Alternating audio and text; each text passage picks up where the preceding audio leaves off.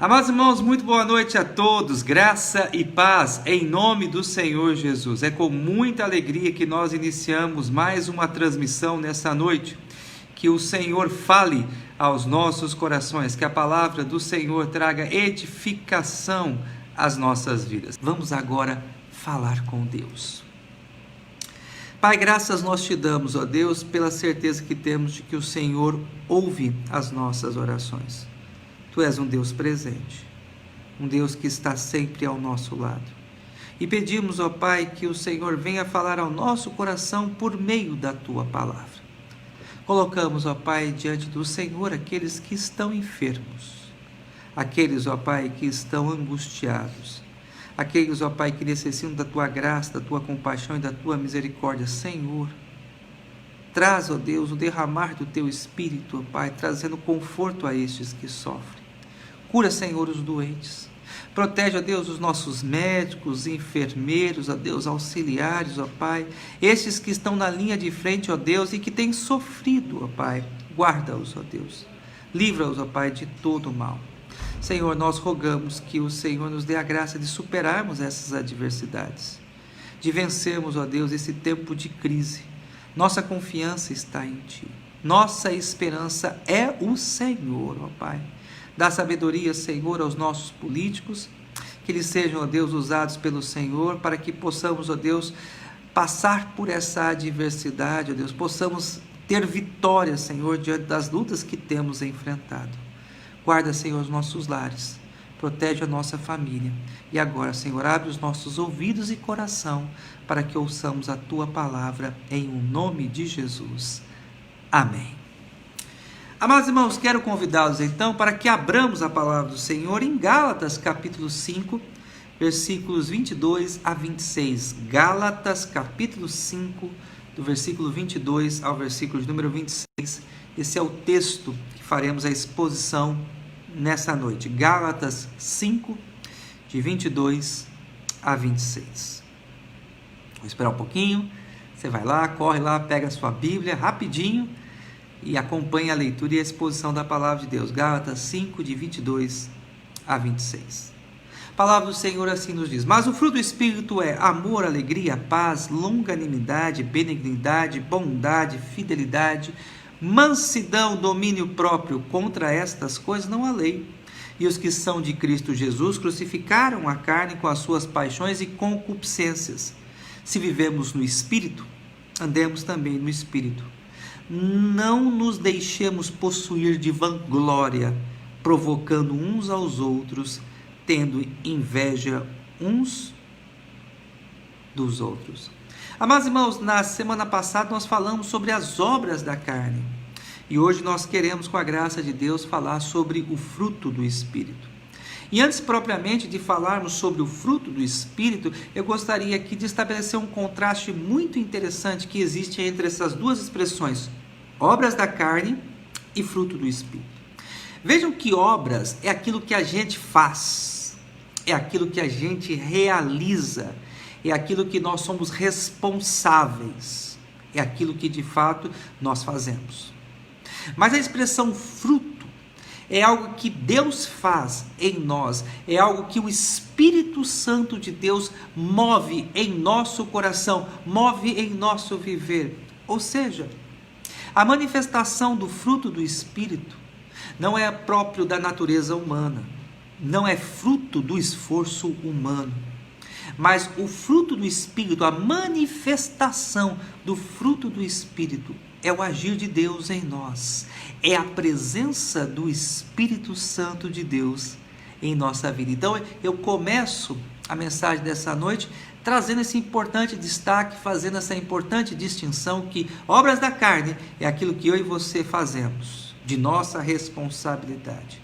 O fruto do Espírito vem de Deus, é uma obra divina, é uma obra sobrenatural, é o Espírito Santo de Deus que age em nosso coração. O fruto, é para a gente pensar um pouquinho, né? O fruto é algo que nasce naturalmente de uma boa árvore, e assim deve ser o nosso entendimento quanto ao assunto dessa noite. Muito bem, meus amados irmãos, a nossa mensagem ela é dividida em 3 tópicos ou 3 assuntos. Eu quero falar sobre a natureza do fruto do Espírito. Quero falar sobre a variedade do fruto do Espírito. E quero falar sobre o cultivo do fruto do Espírito. 3 assuntos, se você puder, anote aí: a natureza, a variedade e o cultivo do fruto do Espírito. Gálatas 5:22, eu chamo a sua atenção para o início do texto que diz: mas o fruto do Espírito é.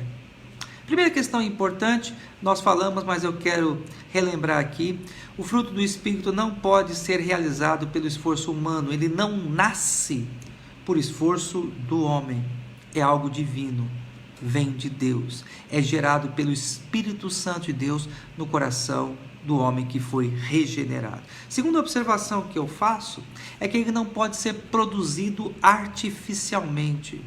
Não é algo que a gente pode dissimular, não é algo que a gente pode encenar. Mas o fruto do Espírito, ele aparece em nós mediante uma relação íntima, pessoal e profunda com Deus. Então, o fruto é do Espírito, ele vem do Espírito. A manifestação desse fruto não vem de nós. Nós não podemos receber nenhum tipo de louvor, nenhum tipo de glória, nenhum tipo de aplauso pela manifestação, pela presença do fruto do Espírito em nossa vida. Vamos falar agora sobre o segundo ponto, que é a variedade desse fruto. Meus amados irmãos, os versículos 22 e 23 nos mostram que são 9 virtudes produzidas pelo fruto do Espírito. E aqui eu chamo a sua atenção que o texto não fala frutos do Espírito, mas ele fala o fruto do Espírito, singular. E qual que é a importância dessa afirmação? Qual é a importância dessa declaração? É que quando o Espírito Santo de Deus, ele está em nós, nós somos cheios do Espírito, o fruto do Espírito, todas essas virtudes aparecem juntas. Para ficar talvez um pouco mais claro o entendimento, lembra-se da mexerica, da pocã, que possui os seus gomos? É um fruto, tem vários gomos. Assim também podemos afirmar, é o fruto do Espírito. Nasce de forma sobrenatural em nós, é produzido pelo Espírito Santo em nossa vida, e ele tem então essa variedade de virtudes. Ao todo nós podemos observar que são 9 variedades.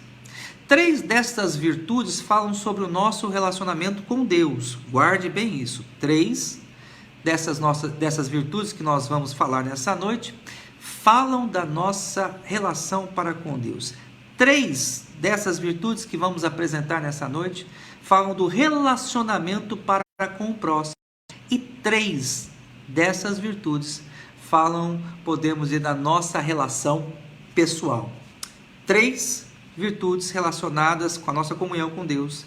3 virtudes que apontam o nosso relacionamento para com o próximo. E 3 virtudes ligadas ao nosso próprio caráter. Então vamos começar falando sobre as 3 virtudes que falam do nosso relacionamento para com Deus. Nós temos então amor, paz e alegria. É de suma importância que eu e você entendamos que na língua grega existem 4 palavras, 4 expressões que são traduzidas por amor no Novo Testamento. A primeira expressão é a expressão eros, amor eros, que é o amor sexual, que é o amor que um homem sente pela esposa e que a esposa sente pelo seu marido. É um amor particular, é um amor íntimo, é um amor privado, é um amor conjugal. A segunda expressão, que também é traduzida no Novo Testamento por amor, é a expressão filia, que fala sobre o nosso relacionamento para com o próximo, o amor fraternal. Na igreja nós podemos falar que nós nos amamos em Cristo Jesus, nós somos uma só família. A terceira expressão traduzida no Novo Testamento por amor é a palavra storge, E a palavra estorge, ela fala sobre o amor que um pai tem para com os filhos e os filhos têm para com o pai. É o amor familiar. Eu posso dizer assim, eu amo os meus filhos, e os meus filhos podem dizer, eu amo o meu pai. Então, a palavra grega usada para descrever esse tipo de amor é a palavra estorge. Mas a palavra que nós encontramos aqui no texto para amor é a expressão ágape, que é o amor que vem de Deus, é um amor divino. E esse amor ágape, ele tem 3 características sublimes. Primeiro, é um amor eterno. Segundo, é um amor sacrificial, demonstrado na obra de Cristo Jesus. E é um amor imutável. É um amor que não sofre variações, que não sofre mudanças. Esse amor, ele só pode ser experimentado, sentido e vivenciado na nossa relação para com Deus mediante a ação do Espírito Santo de Deus.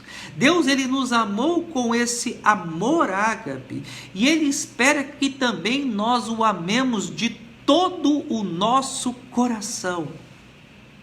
Deus está no centro da sua vida. Deus é a coisa mais importante do seu coração, da sua existência, da sua história. Naturalmente, guarde bem isso, o homem não pode amar a Deus assim. O homem só é capacitado a amar a Deus porque o próprio Deus dá essa capacitação ao homem mediante o mover do seu espírito. Olha como isso é maravilhoso. Se você não entendeu, eu vou repetir porque eu quero que você compreenda esta verdade. É o próprio Deus que nos capacita a amá-lo. Se Deus não transformar os nossos corações, se Deus não mudar as nossas vidas, se nós não experimentarmos um novo nascimento, jamais poderemos amar ao Senhor verdadeiramente, plenamente. A segunda expressão que fala sobre a nossa relação para com Deus, que nós encontramos aqui no texto, é a expressão paz. É a expressão paz. E essa expressão refere-se à nossa condição agora de encontrarmos em paz com Deus. Por natureza, éramos inimigos de Deus. Por natureza, estávamos em guerra com Deus. Por causa dos nossos pecados, nós afrontávamos a santidade de Deus. Mas pelo Santo Espírito de Deus e pela obra gloriosa de Cristo Jesus, hoje nós temos paz com Deus. Estamos reconciliados com o Senhor, podemos nos achegar à sala do trono, temos intimidade de chamar Deus de Pai, podemos falar com Ele sabendo que a sua ira não será manifesta contra nós por causa dos nossos pecados, porque pelo sangue de Cristo Jesus, toda a ira de Deus foi aplacada, e hoje, eu e você, temos paz com Deus. Outra expressão que eu quero destacar aqui, eu pulei a ordem do texto, mas é a alegria. Nós recebemos da parte de Deus alegria, o fruto do Espírito na nossa relação com Deus é alegria. Nós podemos ter plena alegria nessa vida quando esta alegria ela é centrada em Deus. Deus se torna a fonte de toda a alegria, Deus se torna a fonte de todo o nosso prazer, mas isso só pode acontecer quando nós somos regenerados, quando temos a presença do Espírito Santo de Deus em nossa vida, quando somos cheios do Espírito. As coisas desse mundo passam a não nos fascinar mais, a riqueza desse mundo já não nos deslumbra mais. A nossa alegria é o Senhor, nosso prazer é Deus. Mesmo que nos tirem a liberdade, podemos, como Paulo e Silas, louvar ao Senhor. Mesmo que caminhemos a trilha da morte, ainda podemos ter alegria, como os primeiros mártires que morreram nas arenas dos soldados romanos, cantando porque eles amavam e tinham plena alegria no Senhor. amor, paz e alegria. Essas 3 virtudes são tão benditas, são tão preciosas. Elas vêm de Deus e elas selam e marcam também o nosso relacionamento com Deus. Mas há também, meus amados irmãos, 3 virtudes que falam agora do nosso relacionamento para com o próximo. O fruto do Espírito não somente nos habilita a nos relacionarmos com Deus conforme Deus quer, mas também nos prepara, nos capacita para que nós venhamos a nos relacionar de forma saudável com outras pessoas. A primeira virtude que eu destaco aqui, meus amados irmãos, é a expressão longanimidade. E o que significa longanimidade? Paciência estendida. Eu sei que muitos dos nossos problemas são provenientes, são oriundos da nossa falta de paciência, não é verdade? Quantas vezes perdemos a paciência com o nosso cônjuge? Perdemos a paciência com o nosso filho? Perdemos a paciência com o próximo? E nós nos arrependemos por causa disso. Nós nos entristecemos por causa disso. Nós nos envergonhamos porque muitas vezes perdemos a paciência. Fugiu de nós a paciência.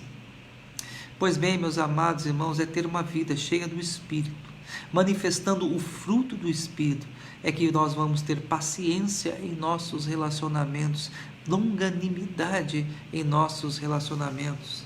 Será removido do nosso coração o ódio, a ira, o sentimento de vingança, e só o Espírito Santo de Deus pode fazer isso em nossos corações. Uma segunda virtude que nos é apresentada nesse texto, que fala sobre o nosso relacionamento para com o próximo, é a benignidade. E a pessoa benigna é a pessoa bem educada, é a pessoa gentil, não é a pessoa maldosa, pelo contrário, é a pessoa que manifesta bondade em todas as suas relações. Lembremos que isso não é próprio do homem, não é dado ao homem ser assim, gentil, bondoso. Essa gentileza, essa bondade, ela só pode vir em nós mediante a presença do Espírito Santo de Deus em nossa vida.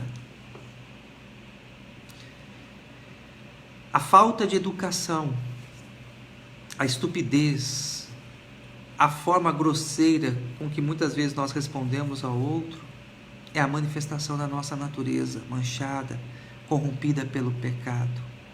Uma vida cheia do Espírito faz com que nós sejamos gentis, que sejamos bondosos um para com os outros. Uma terceira virtude que nos é apresentada aqui nesse texto, que só pode ser vivenciada por causa de uma vida cheia do Espírito, é a bondade. E a bondade aqui, ela pode ser definida como uma intenção que temos de cuidar da pessoa sempre, cuidarmos do próximo sempre.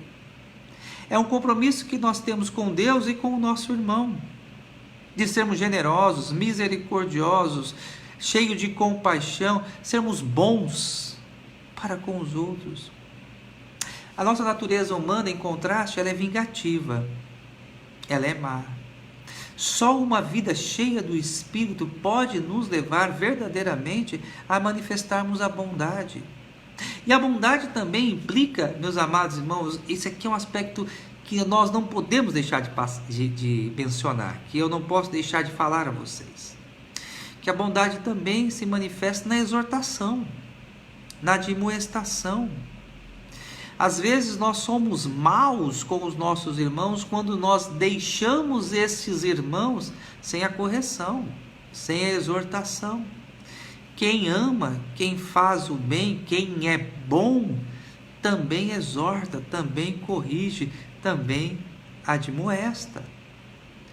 Também agora nós encontramos, meus amados irmãos, 3 virtudes que são ligadas ao nosso relacionamento com nós mesmos.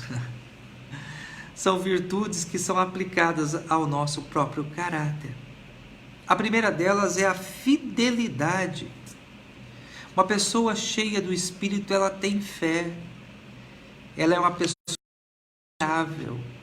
Ela é uma pessoa leal. No seu coração existe esta virtude. Ela não é traiçoeira. Ela não dissemina o mal. Ela não tem os lábios que preocupa-se em manchar a reputação de outras pessoas, não. Mas antes de tudo, ela é fiel, ela tem fidelidade. Ela também tem mansidão. Ela é dócil. Ela é submissa. Essa pessoa, ela tem o controle das suas próprias emoções. Ela tem o seu autodomínio. Eu sei que muitas vezes isso acontece comigo. Nos falta o autodomínio, nos falta o domínio próprio, melhor dizendo.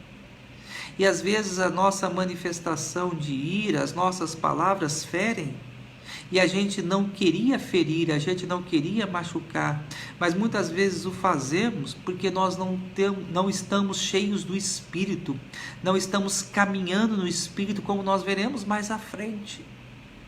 Portanto, nós precisamos entender que precisamos da mansidão, que precisamos dessa virtude, e essa virtude, ela só pode ser manifesta, meus amados irmãos, por uma vida cheia do Espírito Santo. Domínio próprio é outra virtude também que nos chama a atenção, e essa virtude também ela só pode ser produzida pelo Espírito Santo de Deus em nossa vida. O fruto do Espírito, ele promove em nós essa mudança, ele faz essa gloriosa obra. Vejam vocês que ao terminarmos a análise dessas 9 virtudes, o que me chama a atenção é que nós encontramos nela tudo aquilo que nós precisamos. Veja se não é o que eu e você precisamos no nosso dia a dia.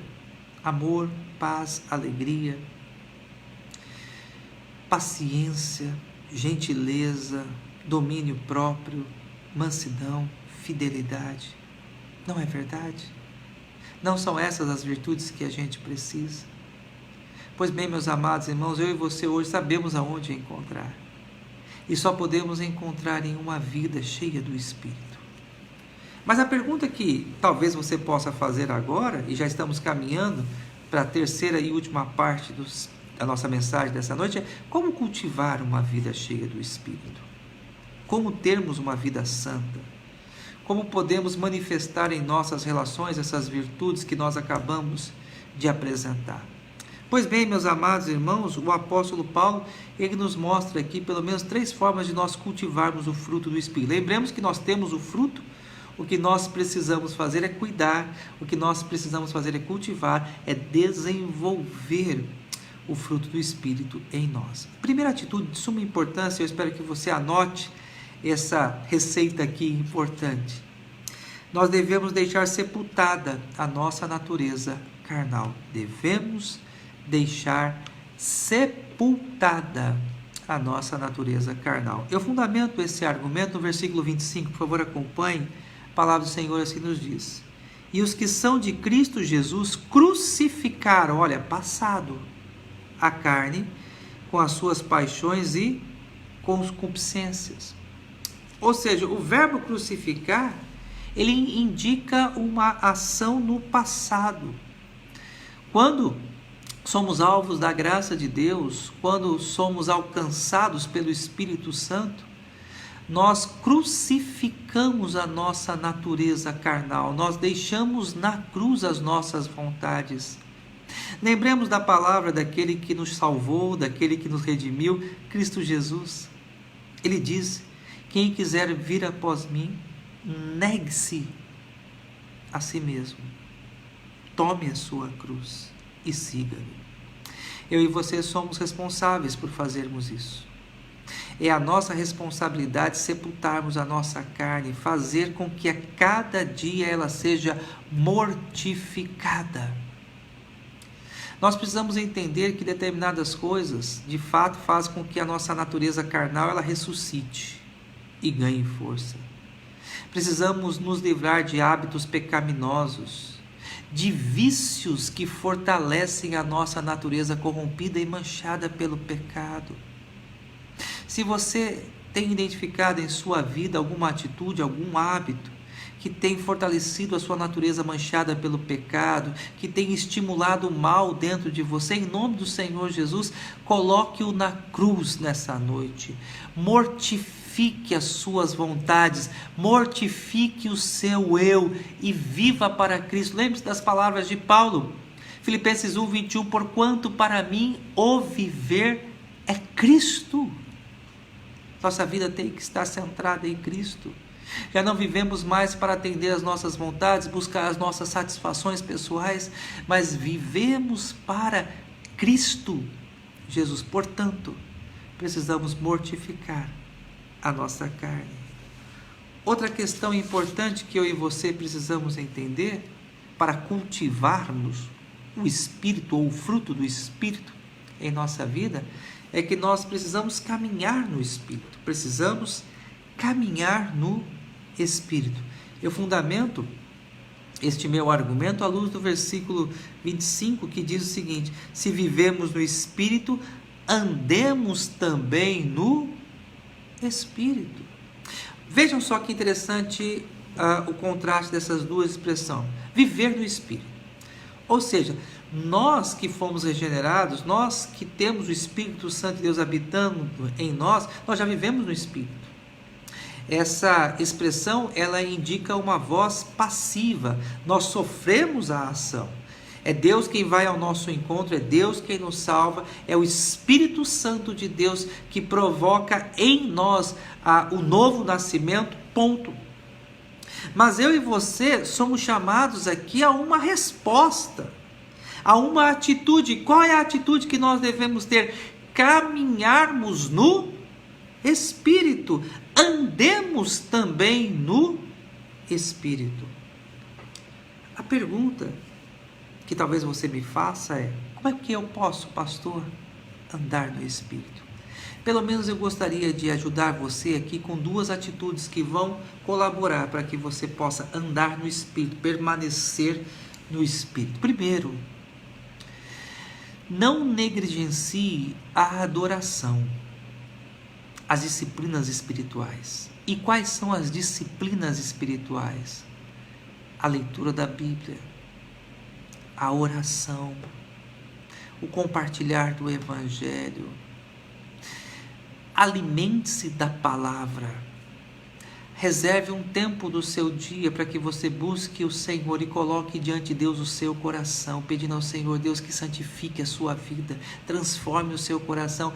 Tenha o hábito de fazer orações de confissão, mas confissões sinceras, que expressam o desejo de mudança, que expressam o desejo de uma real transformação de vida. Ore clamando ao Senhor por isso. Segunda disciplina importante: seja grato. Pessoas que reclamam, pessoas que vivem murmurando, jamais serão cheias do Espírito. Jamais manifestarão o fruto do Espírito. Nossa vida deve ser um eterno compasso de gratidão. Devemos ser gratos a Deus por tudo, observarmos aquilo que Deus tem feito por nós e verdadeiramente sermos agradecidos ao Senhor. Terceira forma de nós cultivarmos, meus amados irmãos, o fruto do Espírito. Vimos até agora duas formas de cultivarmos o fruto do Espírito. Primeiro, mortificar a nossa carne. Não podemos dar lado para ela, não podemos alimentar a nossa natureza carnal com vícios e com hábitos que venham fazer com que ela venha ressuscitar. E vimos também que, já que fomos alcançados pela graça de Deus e vivemos o Espírito, e que agora também andemos no Espírito, viver em santidade, pureza, retidão, praticando as disciplinas espirituais. Mas por último, tenhamos uma vida de comunhão uns com os outros. Sem a comunhão, nós jamais poderemos evidenciar o fruto do Espírito. E olha só como Deus é sábio. Ele nos amarra uns aos outros. Porque dessa forma eu dependo de você e você depende de mim. Para que venhamos a evidenciar o fruto do Espírito. É no exercício da coletividade, no exercício da comunhão cristã, que nós então vivemos uma vida cheia do Espírito, evidenciando o fruto do Espírito. Deixa eu fundamentar esse meu argumento. Versículo 26 diz o seguinte: não nos deixemos possuir de vanglória, provocando uns aos outros e tendo inveja uns dos outros. Por que Paulo volta a esse assunto, tendo em vista que ele falou sobre esse mesmo tópico no capítulo 5, de 13 a 15? Porque a inveja, a competitividade, a soberba, a arrogância, a falta de compaixão e misericórdia, os maus relacionamentos, impedem que muitas vezes nós venhamos a desenvolver uma espiritualidade saudável. Nós não podemos ser possuídos pela inveja, pela soberba, pela arrogância. Na verdade, nós devemos amar uns aos outros. Devemos valorizar a comunhão cristã. Devemos ter apreço, respeito pelos nossos irmãos. Devemos colocar sempre o nosso irmão à frente de nós, sendo servos uns dos outros. Quanto mais eu me disponho a servir, mais cheio do Espírito eu me torno. E se você ainda não entendeu, eu vou repetir, eu espero que você guarde isso. O que é ser cheio do Espírito? Não é ter visões, não é cantar afinado na frente da igreja, não é pregar um belo sermão, não é ter disposição em trabalhar na obra de Deus apenas. Ser cheio do Espírito é evidenciar o fruto do Espírito: amor, paz, alegria, longanimidade, benignidade, mansidão, domínio próprio. São essas as virtudes que o Espírito Santo de Deus produz em nosso coração. Quanto mais cheios do Espírito, mais claras serão essas virtudes em nossa vida. Vamos orar? Coloque agora diante de Deus a sua vida. Peça ao Senhor Deus nessa noite que venha lhe encher do Santo Espírito, Senhor. Que você possa mortificar a sua natureza corrompida pelo pecado. Que você possa caminhar no Espírito. E que você não seja tomada pela soberba, pela arrogância, mas que antes você tenha um coração disposto a servir e a amar ao seu irmão. Pai, obrigado, ó Deus, pela Tua Palavra.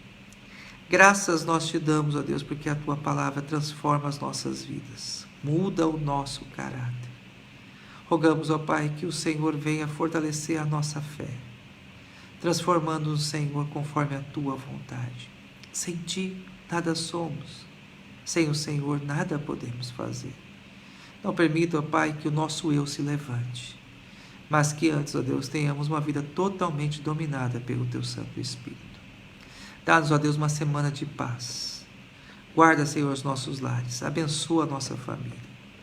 Cuida, Senhor, para que nós não venhamos a ser infectados, ó Deus, por essa doença. Supre, ó Pai, as nossas necessidades. Traz tranquilidade, ó Deus, ao coração do aflito, daquele que sofre, daquele que está entristecido. Renova a esperança e a paz, Senhor. Rogamos, ó Pai, estas bênçãos, sabendo, ó Deus, que o Senhor cuida de nós, que o Senhor ouve as nossas orações. Obrigado, ó Deus, porque sabemos que o Senhor sempre está conosco. E oramos, ó Deus, nesta fé, em o nome de Jesus. Amém. Amados irmãos, muito obrigado a vocês que acompanharam a nossa mensagem dessa noite. Deus os abençoe.